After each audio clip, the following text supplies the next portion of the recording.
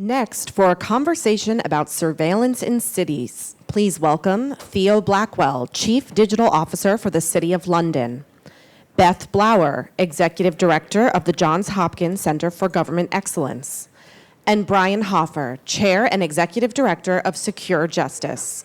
To lead the conversation, please welcome back Jeanne Meserve. So a lot of talk already at this conference about smart cities, which of course involves the collection of a lot of different kinds of data. It improves efficiency for everything from trash collection to traffic, but it's raising a lot of ethical concerns about what's being collected, who's keeping it, how long they're keeping it. If you wonder why, think about Beijing, think about Hong Kong. So we're going to discuss this today. First, I want to talk about London. Theo is our London representative here. I understand that Beijing is the only city on the planet that has more surveillance cameras than London. Is that right? How many are there?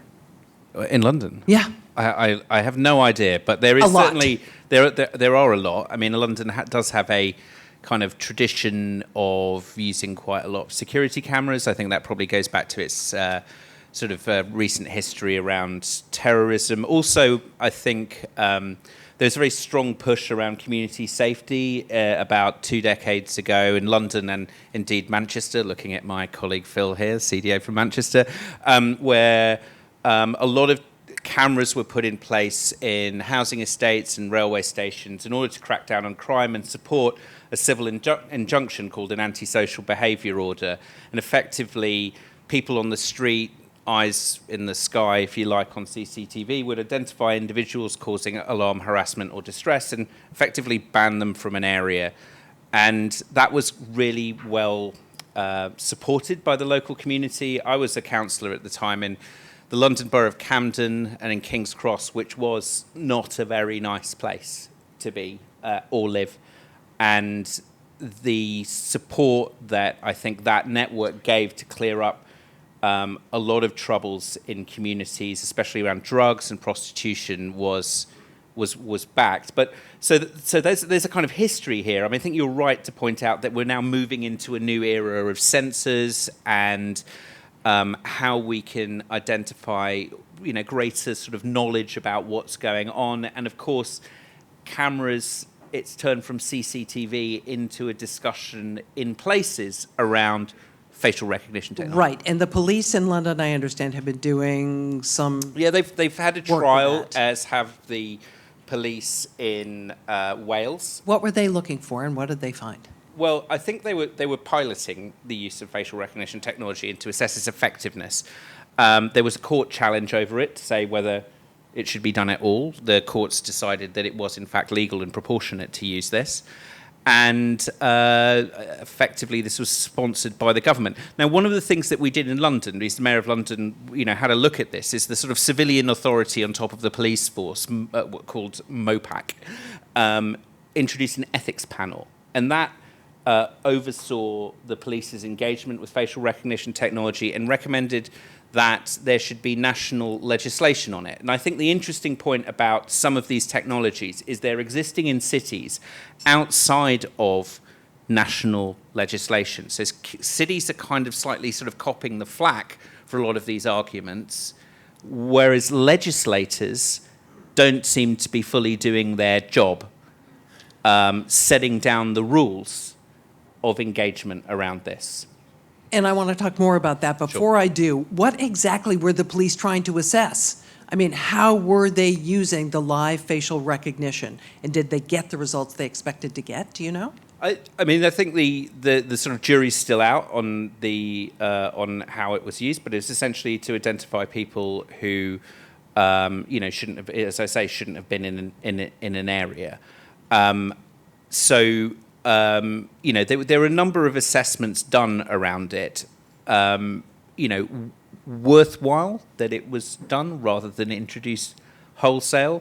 But I think I would retreat back to the point that effectively to do it, you need to learn the lessons, and it needs to be a national government decision, because we're talking about the deprivation of someone's liberty, and that seems to me a whole-scale different order of things. Yeah, Brian, I want to bring you in here, because although we've heard the use case here, it in its early stages, the cameras actually helped with crime prevention. You have advocated successfully for bans in a number of different cities, including San Francisco, Oakland, Berkeley. What's your argument? Why should these be banned? And is it a permanent ban? A lot of what I just heard made my American ears burn. Well, tell us why. I mean, one, I reject the premise that they solve crime. Mass surveillance has almost no impact on our crime rates. It may, move it down the block. It may displace it, but it doesn't really solve crime. London had some of their largest terrorist attacks after all this ubiquitous CCTV camera networks were But I installed. do remember that they were able to find the transit bombers because of footage they pulled off those cameras. Right, and that's true. We have 7 surveillance vetting ordinances in the Greater Bay Area in California, and for the first time with San Francisco, we drew a line and said, this one particular technology is creepier than others. And that's the facial recognition. And that's facial recognition. And part of the reason is the cameras are already everywhere. All you really need to do is flip the switch to have a citywide mass surveillance system. As we know throughout history, certain communities are always subject to surveillance at different rates than others. We have a problem with police and race relations here in the country. In Oakland, my city is about to go into its 17th year of federal monitoring due to racial profiling concerns. We haven't been able to comply with the court order for 17 consecutive years. So when you see these concerns, and you also realize how versatile facial recognition is, the argument, which I always hear when we're lobbying, is that, we just want to use it, post hoc, maybe just on video, or we're not going to go to real time because we know it doesn't work right now. But mission creep is reality. Technology always spreads. Anytime it could be used in more than one way, it will. And so that varied nature is what we're mostly concerned about. Beth, is there a way to reconcile these 2 points of view? Oh, I don't think so. No. I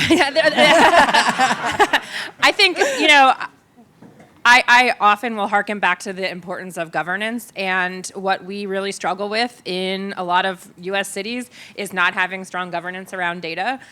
Europe is very fortunate that they have a framework that they can lean on that really does sort of have de facto protections for privacy, and that's missing in this country. And so the onus is on local government to essentially establish those protections. And so if we can leverage governance in real ways that can, even be shared across jurisdictions, then we can think even about testing or about investing. But, there are also other considerations outside of public safety that you have to be really careful about. We talk about social cohesion in communities as being one of the most important mechanisms for advancing the mission of city. And if people are afraid to occupy public space because of over surveillance, or if there is some kind of perception that the technology is going to be really disruptive for the ability for them to connect as neighbors, to connect in their communities, I think that has a much longer term disproportionate effect in our ability to drive change in many other areas, whether it's public health, whether it's getting children connected to physical activity, getting the elderly to age in place.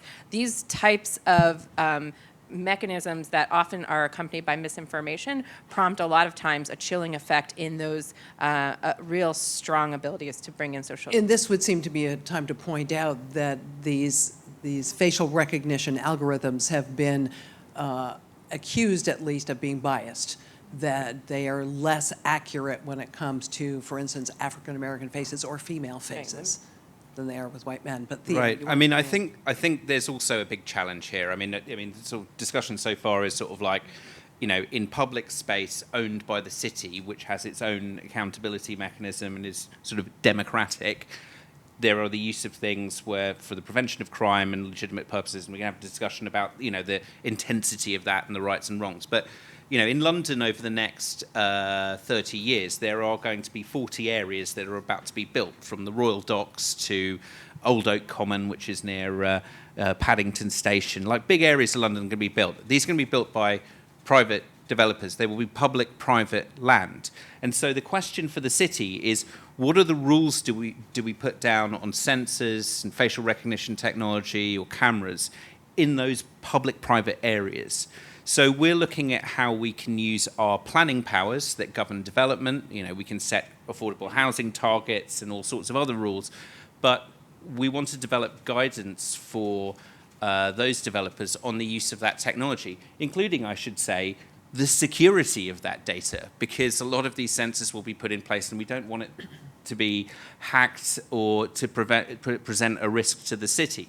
So the creation of standards, I think, is where the debate is at the city level, and we see each city has their own suite of powers. We see planning powers as the way to open up that debate.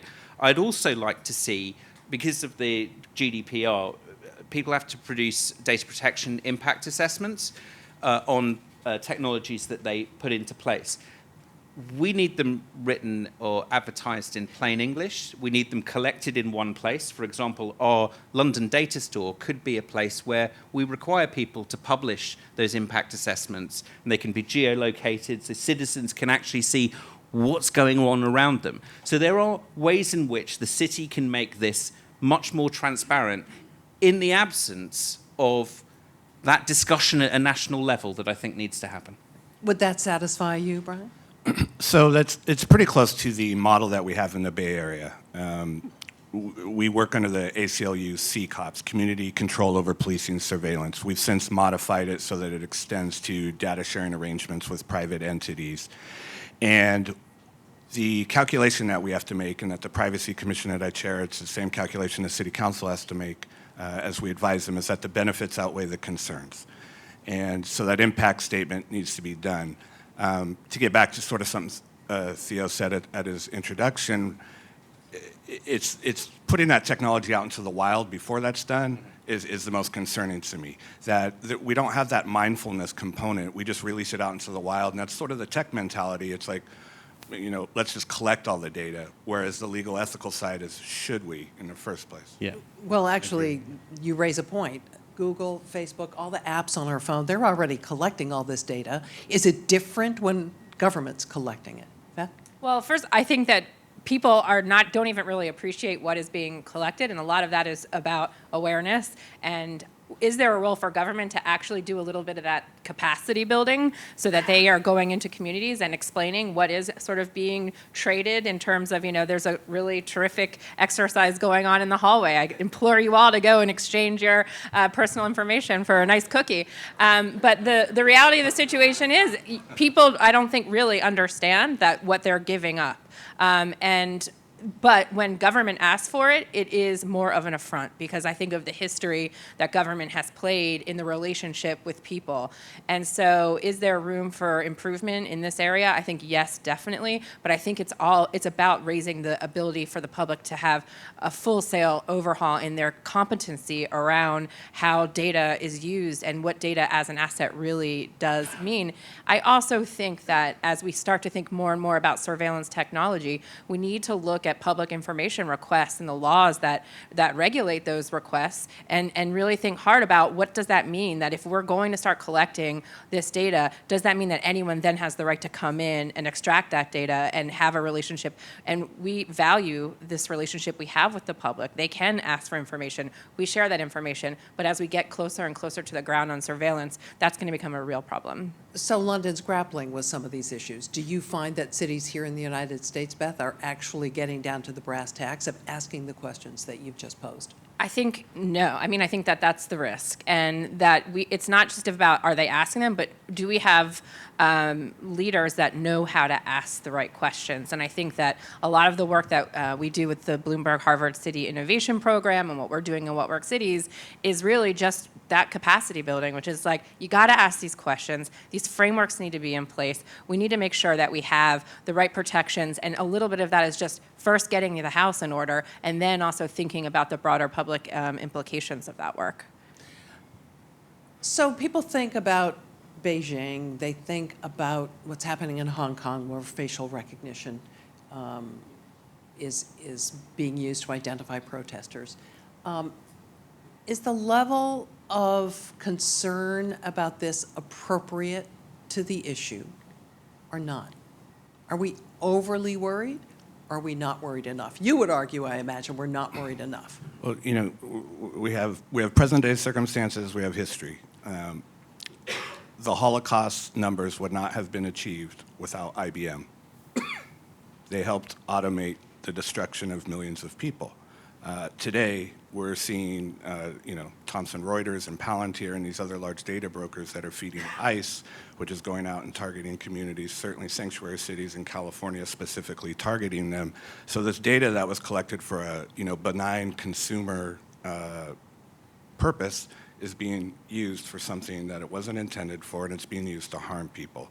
And those people are not going to be looking like me. Any other thoughts on this?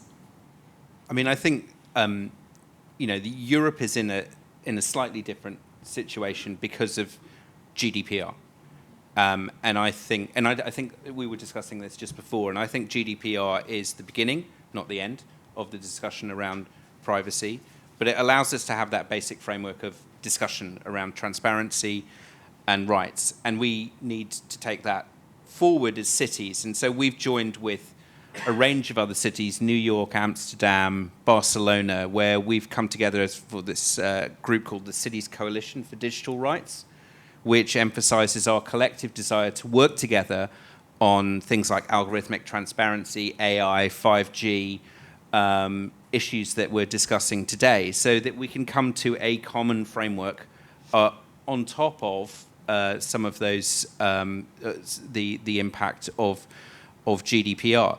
But just because we've got laws in Europe doesn't mean that they've necessarily been followed or applied. These are still early days, and certainly we've seen some public agencies struggle with the new legislation, so we need to make sure that obviously we are supporting organizations in their updated approach to information governance and data sharing. But beyond the law, I think it's really, really important that we have political leaders that are able to express why we are collecting data. I think it's really important that cities are able to mobilize data for civic benefit. It's not just for big tech companies to make money from. We can use it to solve air quality problems. We can use it to solve violent crime, to make people healthier. But we need to be explicit about the purpose. And so above and beyond the law, the ethics of this must dictate that we are explicit about that we're identifying, we're telling people that in some instances, yes, we are collecting your personal information, but in most instances, we're just doing pattern analysis. We want to know how many people are going through our tube system at the moment in order to ease congestion. And be very clear about the full extent about why we're using data. So on data collection on Wi-Fi data on Transport for London's network, the tube network, we were explicit about the purpose, about reducing congestion, but also using that for advertising purposes, not to target individuals in a kind of Minority Report style way as they go through the tube, but to price our digital advertising appropriately to raise money to reinvest in the tube network. Now, being open and transparent, even though that discussion might be a little bit uncomfortable, is where we start, so we can have an honest conversation about what we do with things for people. I would even say that it's even a step further, is that we need leadership to understand what problems they're actually trying to solve with the technology. And I think that that's oftentimes where we end up getting the wrong match of technology to problem solving. And so Why is that? Why is that? Yeah. Because I think that I can't remember what he said, glitz and glam or something in the first session around smart city or the ideal of smart city. But we as leaders want to be able to say we live in a smart city or our city is a smart city. But the reality of the situation is that in my mind, smart city is code for I've given over critical city infrastructure to the private sector to deploy technology that I'm then going to be charged lots of money to get my data back, even though I have arranged in this great smart city relationship with a private sector entity. And so we got to get our leaders in a place where they can advocate in more meaningful ways for not only the right deployment, but understanding what problems they're trying to solve and how data and the collection of that data will help to get to the solution of those problems, and then also how they're going to use that data to improve the lives of all people that are living in cities, not just a few people that are living in those cities. And I think that when we get to that scoping and that problem identification piece, then we have a much more empowered advocate in the government itself. So We're going to did- get to your yeah. questions in just a moment, by the way, so tee them up. I was just saying that just on that, we did some polling of Londoners on what they felt about sensor technology. And what we found is that the kind of more abstract it was, the more about the environment it was, the more people were kind of okay with us collecting data, and the more personal it was, the more equivocal they were around this. But the really interesting thing coming out around trust was kind of what you just alluded to. It wasn't that the city would be an effective big brother surveying everyone and doing bad things to them in a kind of, maybe China-style way, as you suggested. It was that city officials would be kind of bamboozled by evil tech geniuses in the tech firms and cut bad deals for their citizens. And I think that says quite a lot about people's trust in the city to do the right thing, and how, if we want to use these technologies, we need to build that trust by not big measures and hiving off parts of the city to be really smart, but actually slow steps. Yeah, it's the shiny gadget syndrome. Everybody wants to say they're the early adopter. We're obviously very guilty of that in the Bay Area, and the pressure from private industry is relentless. I mean, these guys are getting solicited every day that my new little widget is going to solve your big problem. We're going to solve racism. We're going to solve use of force. We're going to solve congestion. We're going to solve traffic. And it's a lot of hype that isn't going anywhere. And I can't tell you the number of contracts I've read where we don't own the data. The city doesn't own the data. We just give it away. We don't even think to ask that question. And that's where we've I think, successfully, in the cities that are operating under our model, we've turned that around so that those questions aren't left to chance. I do find it kind of ironic that California, which is, at the forefront of our tech revolution, is the place where bans have been instituted. I think we're finally being honest with ourselves. We know how invasive it is. We know how much data we've collected, and that there's a healthy enough activist community that's pushed back and said, okay, yeah, we do want the utility from this stuff, but we're going to regulate it. Questions? We have one right here, if you can bring a... Oh, go ahead. I didn't see you back there. Hey, in the back, Darius Ballinger coming from Chicago. So a quick question. Coming into the panel, so I'm trying to get a deeper understanding of what surveillance looks like in cities. I think there was one notion that talked about civic trust. And so one question is, like, how are we building trust within communities so that law enforcement and communities could work together to increase public safety? But that was kind of the thought that I had coming in. But now I'm hearing about like data collection and how in one instance London wants to extract more data so that it can improve public services. And so in that vein, why wouldn't that be communicated as just an opportunity for community folks to participate in public infrastructure projects from a more opt-in standpoint versus we're going to pull all of your data and use what we want to use. So I'm thinking about that because in Chicago, we suffer from gun violence, which is nationally known and internationally known. But earlier this year, I traveled to London and became aware of the knife epidemic that was going on in London. And one of the things that stuck out to me was wow, because no guns were available, there seemed to be that wasn't an issue, in that even though knife homicides were happening, they were significantly low from the homicides that we see in Chicago, which reached almost 600 a year, to whereas last year London had 150. So back to my central question, surveillance in city does what? Does it build public trust to increase public safety, or is it another way to collect data to improve information for big systems? I think it does all of those things, and I think that that's kind of the risk and the opportunity. So we see, I live in Baltimore, so not unlike Chicago, and you can drive through intersections in the central core of our city and on the western parts of the city, the eastern parts of the city, and in most every intersection, you can see a lot of sensors. There are systems that are measuring your air quality. There are systems that are surveilling whether or not people are running through red lights or speeding, looking at traffic, they are looking at your infrastructure, making sure that your system is preserved in appropriate ways. And we've been using these types of technologies for almost now a generation on making sure that our infrastructure is in good shape and it's signaling whether we need to change lights out or whether we need to do things. But it's increasingly becoming cheaper and easier to deploy in these other ways. So whether they're reading license plates, and they can store more information than they used to. And so I think you're exactly right. These are conversations that we should be having with our community. They should understand what exactly is happening. People should be taken on a tour of their neighborhood and shown the different ways and the different capacities that they have, but also they should be entitled to understand how that data can be leveraged, also to encourage them to participate more in the design of their public spaces and the way that they interact with their community, and it should be part of a community conversation, I think, certainly, and there are really good models for that. So I think just before this panel, we had a discussion around 5G, and I think the kind of game changer for the city that 5G requires lots of small cells to amplify its signal. It will require access to lots of buildings and assets. The biggest owner of those assets in any city is the city. It's you, the taxpayer. So they will charge rent for the small cells to be put on place. So the city is now involved in that.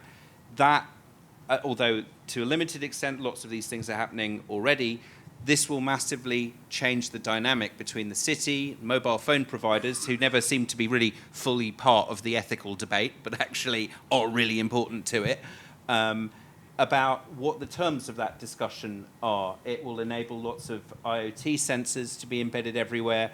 And of course, this pre-stage is something that will survey you all the time, which is drones and connected autonomous vehicles, which will 24/7 look at the environment around it to distinguish that you are not an umbrella or a tree or a shadow or a reflection. You are, in fact, you. And so these debates that are happening, that almost seem to be driven by, isn't it cool to have a drone or a connected autonomous vehicle, happen almost outside of the wider privacy discussion that we're having today. So our future city, enabled by 5G, puts this at the top of the civic agenda. It's no longer just a technology conversation. It's something for our city leaders to fully lead on. I don't think surveillance ever increases trust. Transparency around the use of surveillance does.